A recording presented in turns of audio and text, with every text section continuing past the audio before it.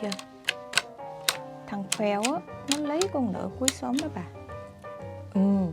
Tôi á, cũng có nghe mấy bà hàng xóm bên nói con nợ á, mà nó lấy được chồng mà có họ á, nó mổ bò luôn làm tiệc đó ông à. Hả? Mổ bò ăn mừng? Tôi thấy á, thằng Chí Phèo mà nó lấy được con nợ là phước ba đời nhà nó đó bà. Đúng á, là ba mẹ mà sống có nhân á thì con cái á, cũng được hưởng đức đó ông ơi. Đúng rồi, thời đại này rồi, kết hôn sớm hay muộn không phải là vấn đề, mà quan trọng là lấy đúng người và hạnh phúc. Tôi nói có đúng không bà ha? Ổn á, tôi lướt cái Facebook thấy bà con rần rần cái vụ không lấy chồng á thì về già sẽ khổ, mà lấy chồng rồi á thì khổ từ lúc lấy tới già. Bà thấy có đúng không? Hôm nay á, ông bật cái chịu rê về hôn nhân à.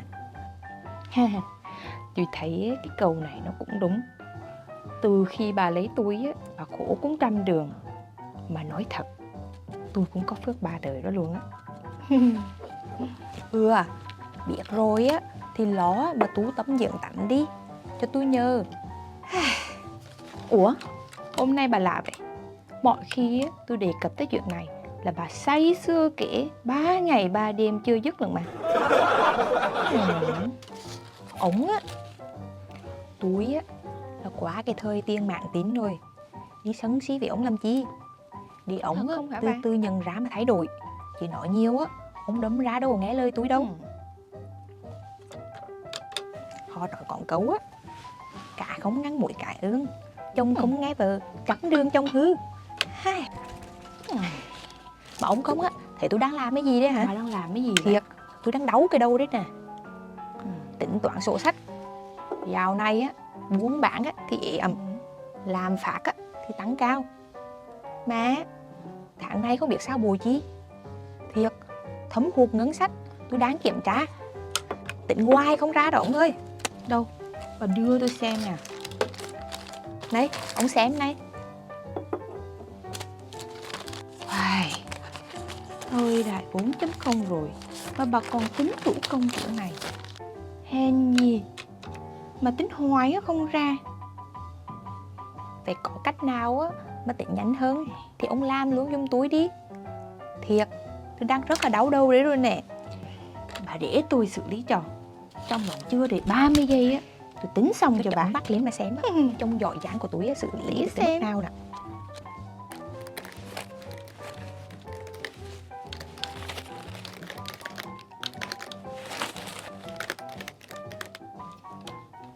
Rồi, xong đó bà.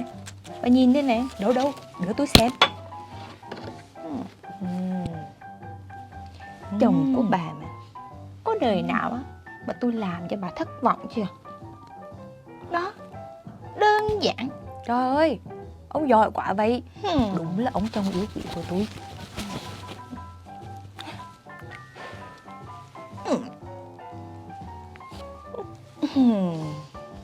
Tôi cất đầy cho nè.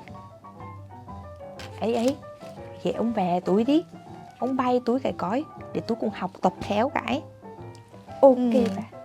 Để tôi á truyền đạt lại cho bà. Biết kiếp. Đảm bảo bà sẽ nhớ luôn đó. Chào mừng cả nhà đã quay trở lại với kênh Phương Em và Ly. Hôm nay cậu sẽ giới thiệu cho cả nhà 3 loại hàm thông dụng trong Excel. Đó là hàm Sum If, hàm Sum Product và hàm Sum. Đây là bí quyết gia truyền lần đầu được tiết lộ. Đảm bảo cả nhà sau khi sử dụng nó dễ như ăn khoai. Thì trong video này cậu sẽ giúp được các bạn hiểu được định nghĩa của 3 loại hàm này, công thức và cách áp dụng qua hướng dẫn thực tế. Nào, hãy lang thang cùng cậu trong hành tinh Excel này nhé.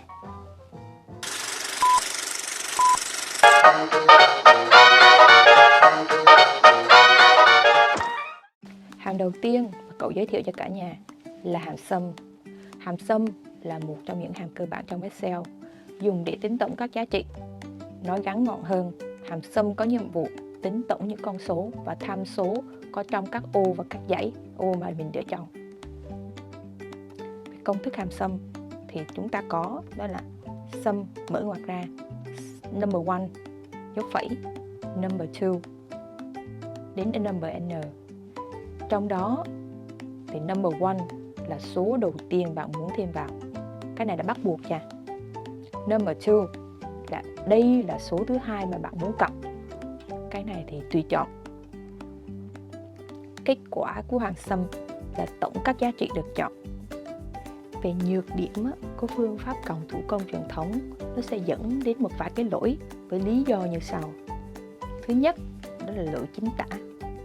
Cái này là do bạn nhập sai đó nha. Thứ hai là lỗi thăng value, do tham chiếu văn bản thay vì số. Công thức của bạn nó sẽ bị hỏng nếu có bất kỳ giá trị nào không phải dạng văn bản. Nhầm, không phải dạng số nha. Lỗi thăng rep thì do xóa hàng hoặc cột, trong khi hàm sum sẽ tự động cập nhật vào. Đó, hàm sum rất là ưu điểm. Cái nhược điểm cuối cùng là công thức nó sẽ không cập nhật các tham chiếu khi chèn hàng và cột. Với cộng thủ công truyền thống, nếu các bạn chèn thêm một cột hoặc hàng thì công thức nó sẽ không tự động cập nhật để bao gồm cái hàm mới hoặc là cột mới khi bạn mới thêm vào đó. Tuy nhiên thì hàm sum nó sẽ khắc phục được vấn đề này. Thì để hiểu rõ hơn, cậu sẽ thực hành để các bạn nắm rõ nhé. Để tính tổng tiền các hàng hóa mua trong file này thì các bạn bước 1 chọn ô để điền công thức. Ở ví dụ này là ô O2. Bước 2 nhập bằng sum mở ngoặc.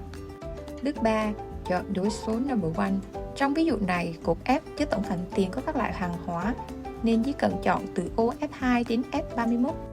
Tiếp theo đóng ngoặc và nhấn Enter thì chưa đầy 1 giây kết quả sẽ xuất hiện. Quá dễ phải không cả nhà?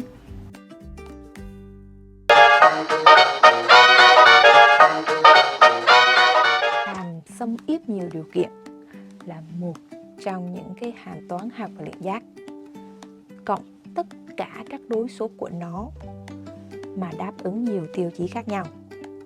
Mở có đưa thêm cho cậu cái bài toán để cậu giải thì cậu sử dụng cái hàm sum if trong cái bài toán này. Sum if nhiều điều kiện nha. Thì trước khi mà vào cái thực hành thì cậu sẽ hướng dẫn thêm cho cả nhà qua cái công thức này như thế nào. Thì công thức của hàm sum if nhiều điều kiện là cậu ghi rõ ở phía bên rồi. Tuy nhiên cả nhà phải lưu ý là có chữ S ở phía sau chữ if. Nếu không nó sẽ nhầm với hàm sum if một điều kiện. Thì giải mã ra các đối số trong cái hàm sum if nhiều điều kiện thì thứ nhất có cái sum range. Cái này là phạm vi ô cần tính tổng, nó bắt buộc luôn nha cả nhà. Cặp tìm kiếm để tính tổng có một cái cặp là criteria range 1 và criteria 1. Cái này là thành một cặp. Và criteria range 2 và criteria 2 đó là phạm vi bổ sung và các tiêu chí liên kết hàm để hoàn thành cái bảng tính tổng này. Thì bạn có thể nhập tối đa 127 cặp phạm vi hoặc tiêu chí cần tìm kiếm trong cái hàm sum if nhiều điều kiện. Hãy cùng thực hành với cậu để hiểu rõ hơn cái hàm này nhé. Để tính tổng tiền mua thơm của nhà cung cấp top C thì các bạn thấy chúng ta có hai điều kiện để tính tổng. Vậy bắt đầu như sau nhé. Bước 1 chọn ô để điền công thức là ô M2. Bước 2 nhập công thức bằng sum if. Nhớ nhiều điều kiện thì phải có chữ S ở phía sau nhé. Bước 3 phần sum range, phạm vi tính tổng ở đây là cột F từ F2 cho đến F32. Tiếp theo chọn cặp điều kiện để tính tổng đầu tiên. Điều kiện criteria 1 chính là mặt hàng thơm nằm ở ô K2. Vậy phạm vi chứa mặt hàng thơm của đối số criteria range 1 là B1 đến B32. Tiếp tục chọn cặp điều kiện 2 với nhà cung cấp top C. Criteria range 2 nằm ở cột G từ ô G2 cho tới G32 và criteria là L2. Đóng ngoặc, nhấn Enter sẽ cho ra kết quả ngay nhé. Các bạn chú ý giữa các đối số trong công thức phải cách nhau bằng dấu phẩy.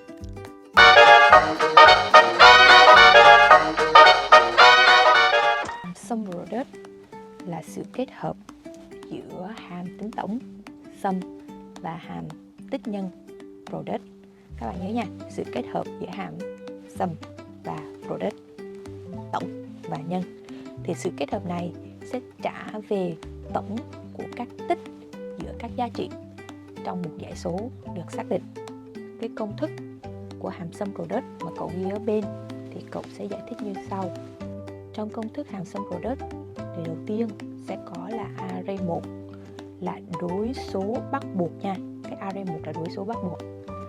Thì đây là đối số mãn đầu tiên chứa các thành phần mà bạn muốn nhân rồi tính tổng. Đó. Còn cái array 2 và array 3 chấm như vậy á là những đối số mà có thể tự chọn, là các đối số mãn từ 2 cho đến 255 chứa các thành phần mà bạn muốn nhân rồi cộng tổng.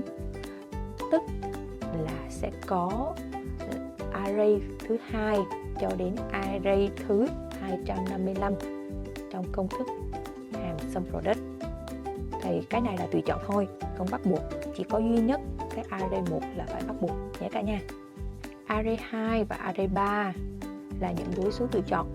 Tuy nhiên thì bạn cần chọn đối số cẩn thận để nhập dữ liệu mãn cho hàm sum product. Bạn cần phải chú ý là các mãn phải có cái kích cỡ bằng nhau, tức là cùng số hàng hoặc cùng số cột.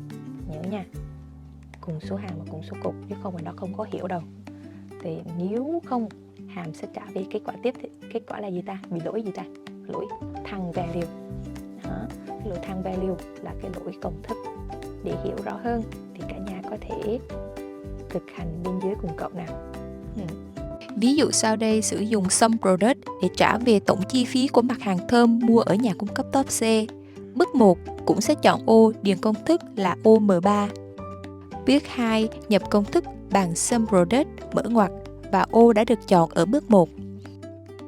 Đối số mãn đầu tiên array 1 chứa các thành phần mà bạn muốn nhân rồi cộng tổng là các cột B2 đến B32 chứa tên hàng hóa là thơm nhân với cột tương ứng G2 đến G32 chứa tên hàng hóa là top C.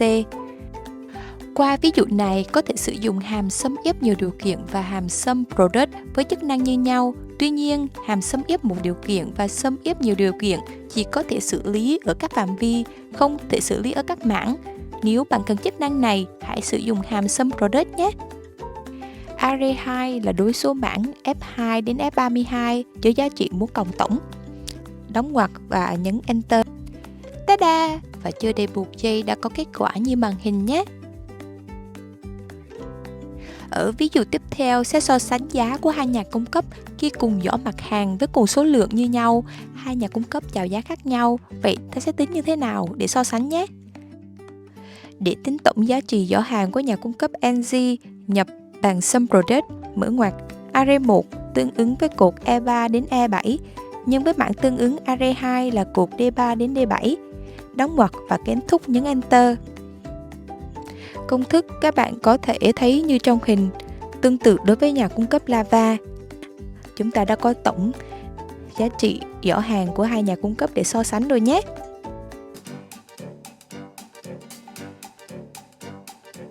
Ấy mà ông ơi, kiểm kế có phát sinh mua không chỉ vì mẹ anh Sony.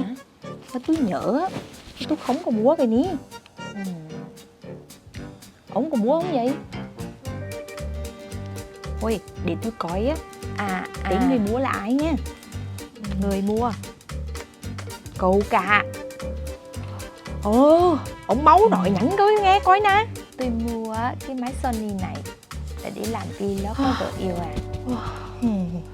Trông vậy cả con tiếu sai á, không có nói quá chí túi nghe hệ cả.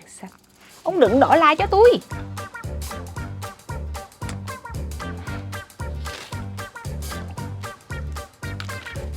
Nếu yêu thích vlog này của cậu vợ nhà mình, các bạn hãy ủng hộ bằng cách like, sub và comment bên dưới cho mình với nhé. Cảm ơn cả nhà nhiều. Ông đừng đổi like cho tôi.